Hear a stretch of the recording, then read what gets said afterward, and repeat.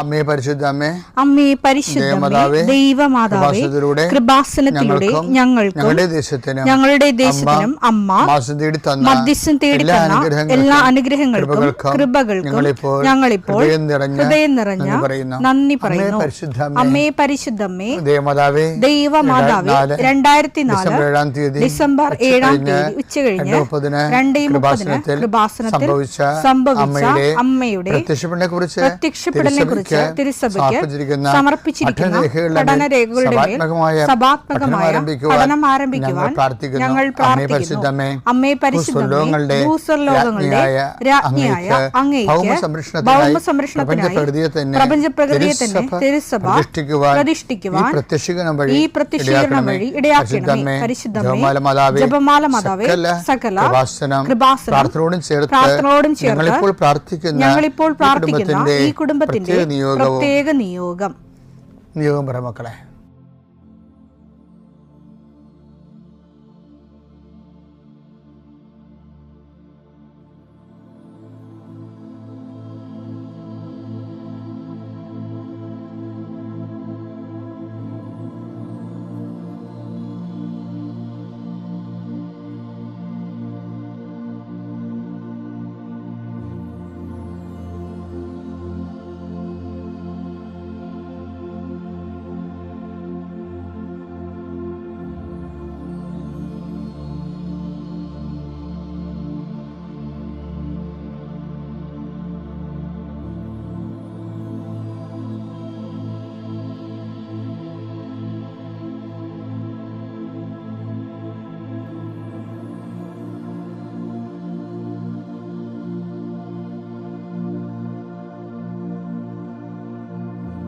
അമ്മയുടെ പ്രത്യക്ഷീകരണത്തിന്റെ ഈ അനുഗ്രഹവേളയിൽ ഞങ്ങൾക്ക് സാധിച്ചു തരുവാൻ കനിയണമേ. ആമേൻ. വിശ്വാസ പ്രമാണം. സർവശക്തനായ പിതാവും ആകാശത്തിന്റെയും ഭൂമിയുടെയും സൃഷ്ടാവുമായ ദൈവത്തിൽ ഞാൻ വിശ്വസിക്കുന്നു. അവിടുത്തെ ഏകപുത്രനും ഞങ്ങളുടെ കർത്താവുമായ ഈശോ മിശിഹായിലും ഞാൻ വിശ്വസിക്കുന്നു. ഈ പുത്രൻ പരിശുദ്ധാത്മാവിനാൽ ഗർഭസ്ഥനായി കന്യകാമറിയത്തിൽ നിന്ന് പിറന്ന് പൊന്തിയോസ് പീലാത്തോസിന്റെ കാലത്ത് പീഡകൾ സഹിച്ച് കുരിശിൽ തറയ്ക്കപ്പെട്ട് മരിച്ച് അടക്കപ്പെട്ട് പാതാളങ്ങളിൽ ഇറങ്ങി മരിച്ചവരുടെ ഇടയിൽ നിന്ന് 3-ാം നാൾ ഉയർത്ത് സ്വർഗത്തിലേക്ക് എഴുന്നള്ളി സർവശക്തിയുള്ള പിതാവായ ദൈവത്തിന്റെ വലതുഭാഗത്തിരിക്കുന്നു. അവിടെ നിന്ന് ജീവിക്കുന്നവരെയും മരിച്ചവരെയും വിധിക്കുവാൻ വരുമെന്നും ഞാൻ വിശ്വസിക്കുന്നു. പരിശുദ്ധാത്മാവിലും ഞാൻ വിശ്വസിക്കുന്നു. വിശുദ്ധ കത്തോലിക്കാ സഭയിലും പുണ്യവാന്മാരുടെ ഐക്യത്തിലും പാപങ്ങളുടെ മോചനത്തിലും ശരീരത്തിന്റെ ഉയർപ്പിലും നിത്യമായ ജീവിതത്തിലും ഞാൻ വിശ്വസിക്കുന്നു. ആമേൻ. സുഖസ്ഥനായ ഞങ്ങളുടെ പിതാവേ, അങ്ങയുടെ നാമം പൂജിതമാകണമേ. അങ്ങയുടെ രാജ്യം വരണമേ. അങ്ങയുടെ തിരുമനസ് സ്വർഗത്തിലെ പോലെ ഭൂമിയിലും ആകണമേ. അന്നു വേണ്ടുന്ന ആഹാരം ഇന്ന് ഞങ്ങൾക്ക് തരണമേ. ഞങ്ങളോട് തെറ്റ് ചെയ്യുന്നവരോട് ഞങ്ങൾ ക്ഷമിക്കുന്നത് പോലെ ഞങ്ങളുടെ തെറ്റുകൾ ഞങ്ങളോടും ക്ഷമിക്കണമേ. ഞങ്ങളെ പ്രലോഭനത്തിൽ ഉൾപ്പെടുത്തരുതേ, തിന്മയിൽ ഞങ്ങൾ രക്ഷിക്കണമേ. ആമേൻ. നന്മ നിറഞ്ഞ മറിയമേ, സ്വസ്തി. കർത്താവ് അങ്ങയുടെ കൂടെ സ്ത്രീകളിൽ അങ്ങ് അനുഗ്രഹിക്കപ്പെട്ടവളാകുന്നു. അങ്ങയുടെ ഉദരത്തിൻ ഫലമായി ഈശോ അനുഗ്രഹിക്കപ്പെട്ടവനാകുന്നു. പരിശുദ്ധ മറിയമേ, തമ്പുരാന്റെ അമ്മേ, പാപികളായ ഞങ്ങൾക്ക് വേണ്ടി ഇപ്പോഴും ഞങ്ങളുടെ മരണസമയത്തും തമ്പുരാനോട് അപേക്ഷിക്കണമേ. ആമേൻ. കർത്താവേ, നിന്റെ ഉന്നതമായ നാമത്തിന് സ്തോത്രം ചെയ്യുന്നു. കർത്താവേ, നിന്റെ വിശുദ്ധ പൗരോഹിത്യത്തെ മഹത്വപ്പെടുത്തണമേ. കർത്താവെ, സഭയിലുള്ള സാന്നിധ്യം പ്രകടമാക്കണം. 40 വർഷം ഞാൻ അർപ്പിച്ച കൃപാനയുടെ യോഗ്യതയാൽ കൃപാസ്ഥാനത്താറെ ജീവനോടെ പ്രത്യക്ഷപ്പെട്ട പരിശുദ്ധ അമ്മയുടെ മാധ്യസ്ഥത്തിലെ ഞാൻ മക്കളെ ആശീർവദിക്കുന്നു. ഞങ്ങൾ ചില പ്രോജക്റ്റുകൾക്ക് വേണ്ടിയും ചില പോംവഴികൾക്ക് വേണ്ടിയും ജീവിതത്തിലെ ചില പ്രയാസങ്ങൾ, സാമ്പത്തിക വിഷയങ്ങളായാലും മറ്റു വിഷയങ്ങളായാലും മാറുന്നതിന് വേണ്ടി സംസാരിക്കാൻ പോകുന്ന വ്യക്തികളിൽ, നിങ്ങൾ സംസാരിക്കാൻ പോകുന്ന വ്യക്തികളിൽ ഇന്ന് പരിശുദ്ധാത്മ നിറയട്ടെ. സുന്ദരി മാതാവ് സമയത്തിനധികമായ പരിശുദ്ധാത്മ കൃപാസന മാതാവ് ഇന്ന് നിങ്ങളുടെ കൂടെ യാത്രയാവുകയും നിങ്ങളുടെ കൂടെ വരികയും ചെയ്യട്ടെ. നിങ്ങൾക്ക് സംസാരിച്ച് ഒതുക്കാൻ പറ്റാത്ത വിഷയങ്ങൾ, നിങ്ങൾ സംസാരിച്ച ശരിയാകത്തില്ലെന്ന് തോന്നുന്ന സ്ഥലങ്ങളിൽ കർത്താവ് തന്നെ മറുപക്ഷത്ത് നിന്നുകൊണ്ട് നിങ്ങൾക്ക് അനുകൂലമായ ഒരു സാഹചര്യം ഉണ്ടാക്കിത്തരാൻ കർത്താവിൻ്റെ നാമത്തിൽ ഞാൻ നിങ്ങളെ ആശീർവദിക്കുന്നു. കർത്താവേ, കുടുംബം വന്ന് പെട്ടിരിക്കുന്ന വഴികൾ ഒരു തീരുമാനം എടുക്കാൻ പറ്റാത്തത്, പല വിഷയങ്ങളെക്കുറിച്ചും ഏത് ജോലിക്ക് പോകണം, ഏത് നാട്ടിൽ പോകണം, ഏത് രാജ്യത്ത് പോകണമെന്ന് അറിയാൻ പാടില്ലാതെ വിഷമിക്കുന്നവർ, എന്ത് പഠിക്കണമെന്ന് അറിയാൻ പാടില്ലാതെ വിഷമിക്കുന്നവർ, ഒരു തീരുമാനം എടുക്കാൻ പറ്റാത്തവർ, അവർക്ക് പരിശുദ്ധാത്മാവ് പ്രവർത്തിച്ചുകൊണ്ട് അവർക്ക് പുതിയ തീരുമാനം എടുക്കാൻ കർത്താവ് നിങ്ങളെ സഹായിക്കട്ടെ. എൻ്റെ കർത്താവിൻ്റെ ഉന്നതമായ നാമത്തിൽ സഭയുടെ അധികാരത്തിൽ കുരിശിൻ്റെ അടയാളത്തിൽ ദൈവശക്തിയാൽ രോഗപീഠകൾ, വേദന രോഗങ്ങൾ, മറ്റ് വ്യക്തികളുമായിട്ടുള്ള വഴക്കുകൾ, കേസുകൾ, കോടതി കേസുകൾ, പോലീസ് കേസുകൾ, ഇൻ്റർവ്യൂകൾ, ടെസ്റ്റുകൾ, പരീക്ഷാ ഫലങ്ങൾ നിങ്ങൾക്ക് അനുകൂലമായിരിക്കാൻ പരിശുദ്ധ മാതാവിൻ്റെ മധ്യസ്ഥലെ ഞാൻ നിങ്ങളെ യേശുനാമത്തെ ആശീർവദിക്കുന്നു. നിത്യപിതാപുത്രൻ പരിശുദ്ധാത്മാശ്വരശ്വരെ നയിക്കുവാവേ. നമ്മൾ ഇന്ന് ചിന്തിക്കാൻ പോകുന്നത് അടിമനസ്സിലെ അവിശ്വാസം എന്നുള്ള. അടിമനസ്സിലെ അവിശ്വാസം എന്ന് പറയുമ്പോൾ ഇപ്പോൾ ഞാൻ ഈ ദിവസങ്ങളിൽ കൈകാര്യം ചെയ്തിരിക്കുന്ന രശ്മി തോമസിൻ്റെ സാക്ഷ്യങ്ങളിൽ ഒരു കാര്യം അടിമനസ്സിലെ അവിശ്വാസമാണ്. ഇവർക്ക് 27 വർഷമായിട്ടുള്ള നടുവിന് രോഗമാണ്, ഭയങ്കര വേദനയാണ്, അവർക്ക് പള്ളിയിൽ പോകാൻ പോലും പ്രയാസമാണ്. പക്ഷേ അവർ രാത്രി ഈ വേദനയ്ക്ക് എങ്ങനെയെങ്കിലും ആശുപത്രിയിൽ പോയാൽ മതി എന്ന് വിചാരിച്ചുകൊണ്ട് അവർക്ക് ഇഴഞ്ഞാണ് അവർ വാഷ്റൂമിൽ പോണത്, തിരിച്ചു വന്ന് ഇഴഞ്ഞ വന്നത്. അപ്പോൾ അവർ സൈക്കിളിൻ്റെ ഭർത്താവിനെ വിളിക്കും, ഇതൊക്കെ എങ്ങനെയാണ് ആശുപത്രിയിൽ പോകണമെന്ന് പറയും. അയാൾ വരുമ്പോൾ താമസിച്ച് പോകും, രാത്രി 11 മണിയാവും. അപ്പോൾ അദ്ദേഹം പറയും നമുക്ക് പോയാലോ എന്ന് പറയുമ്പോൾ അവിടെ പറയും ഇനിയിപ്പോൾ ഡോക്ടർമാരൊന്നും നല്ല ഡോക്ടർമാരൊന്നും കാണത്തില്ല, രാവിലെ പോകാം. അപ്പോൾ അവർക്ക് ബോധം വന്നത് എൻ്റെ കുഞ്ഞുങ്ങളെല്ലാം ഉടമ്പടി തൈലം തേച്ചാണ് അവരുടെ രോഗങ്ങളിൽ നിന്നെല്ലാം അവർ മോചിതരാകണത്. കുട്ടികളും പോയി സ്വന്തമായിട്ട് ഉടമ്പടി എടുത്തിട്ടുണ്ട്. അപ്പോൾ ഇനി എന്തുകൊണ്ടാണ് എനിക്ക് ഉടമ്പടി തൈലം തേക്കാൻ പറ്റാത്തത്? എനിക്കറിയാമല്ല, ഉടമ്പടി തൈലം എന്ന് പറയുമ്പോൾ ഒരു മരുന്നൊന്നും അല്ലത്, അതൊരു വിശ്വാസ പ്രയോഗമാണ്. എന്ന് വെച്ച് കഴിഞ്ഞാൽ നമ്മൾ ഇപ്പോൾ യേശു കർത്താവാണെന്ന് അത്തരം കൊണ്ട് ഏറ്റുപറയുകയും ദൈവം അവന് മരിച്ചെന്ന് ഉയർപ്പിക്കുകയും ചെയ്യുന്ന ഹൃദയത്തിൽ വിശ്വസിക്കുകയും ചെയ്യുമ്പോഴല്ലേ നമ്മൾ ക്രിസ്തുവിനെ രക്ഷ പ്രാപിക്കണത്. അപ്പോൾ അത് അത്തരം കൊണ്ട് ഏറ്റുപറയുന്ന പോലെ തന്നെ യേശു കർത്താവാണെന്ന് അത്തരം കൊണ്ട് ഏറ്റുപറയും ദൈവനെ മരിച്ചെന്ന് ഉയർപ്പിക്കുന്ന ഹൃദയത്തിൽ വിശ്വസിക്കുകയും ചെയ്യുമ്പോൾ ആ വിശ്വസിക്കുന്നതിൻ്റെ ഭാഗമായിട്ടാണ് നമ്മൾ വിശ്വാസ പ്രയോഗം നടത്തും. വിശ്വാസ പ്രഖ്യാപനമുണ്ട്, വിശ്വാസം പ്രാർത്ഥനയുണ്ട്. വിശ്വാസം ദൈവസന്നിധിയിൽ പ്രകടിപ്പിക്കുമ്പോൾ അത് പ്രാർത്ഥനയാകും. വിശ്വാസം ജനങ്ങളുടെ മുമ്പിൽ പ്രകടിപ്പിക്കുമ്പോൾ അത് വിശ്വാസം പ്രഖ്യാപനമാകും. വിശ്വാസം ഒരു വ്യക്തിയിലോ ഒരു സാഹചര്യത്തിലോ പ്രയോഗിക്കുമ്പോൾ അത് വിശ്വാസ പ്രയോഗമാകും. ഉടമ്പടി തൈലമൊക്കെ യേശു കർത്താവാണെന്ന് അത്തരം കൊണ്ട് ഏറ്റുപറഞ്ഞ് ദൈവവനെ മരിച്ചെന്ന് ഉയർപ്പിച്ചെന്ന് ഹൃദയത്തിൽ വിശ്വസിക്കുന്നതിൻ്റെ ഭാഗമായിട്ട് തെറ്റാതെ വിശ്വാസ പ്രമാണം ചൊല്ലി കർത്താവെ നിങ്ങൾ കുടുംബങ്ങളിലേക്ക് പോകുവാൻ, അവിടെയുള്ള രോഗികളെ സുഖപ്പെടുത്തുവാൻ എന്ന് പറഞ്ഞ വിശ്വസിക്കുന്ന കൂടെ ഈ അടയാളം ഉണ്ടായിരിക്കും എന്ന് പറഞ്ഞില്ലേ? മർക്കോസ് 16:17 വിശ്വസിക്കുന്നവരുടെ കൂടെ അടയാളം ഉണ്ടായിരിക്കും. അവർ എന്റെ നാമത്തിൽ പിശാചുക്കളെ ബഹിഷ്കരിക്കും, പുതിയ ഭാഷകൾ സംസാരിക്കും, അവർ സർപ്പങ്ങളെ കയ്യിലെടുക്കും, മാരകമായ എന്ത് കുടിച്ചാലും അത് അവരെ ഉപദ്രവിക്കുകയില്ല, അവർ അതാണ് സംഭവം. അവർ രോഗികളുടെ മേൽ കൈവെക്കും, അവർ സുഖം പ്രാപിക്കും. വിശ്വസിക്കുന്നവർക്ക് കർത്താവ് നൽകുന്ന അടയാളം അതിലൊന്നാണ് രോഗസൗഖ്യം. അപ്പോൾ അത് വിശ്വസിച്ചുകൊണ്ട് കർത്താവിൻ്റെ നാമത്തിൽ വിശ്വസിച്ചുകൊണ്ട് യേശു കർത്താവാണെന്ന്, കർത്താവിൻ്റെ നാമത്തിൽ വിശ്വസിക്കുന്നത് എന്താണ്? യേശു കർത്താവാണെന്ന് അതിനെ കൊണ്ട് ഏറ്റു പറയണം. ദൈവനെ മരിച്ചെന്ന് ഉയർപ്പിച്ചെന്ന് ഹൃദയത്തിൽ വിശ്വസിക്കണം. എന്നിട്ട് അത് പ്രയോഗിക്കുമ്പോഴാണ് വിശ്വാസ പ്രയോഗം. അതിലാണ് ഈ ഉടമ്പടി തൈലമൊക്കെ തേക്കുമ്പോൾ.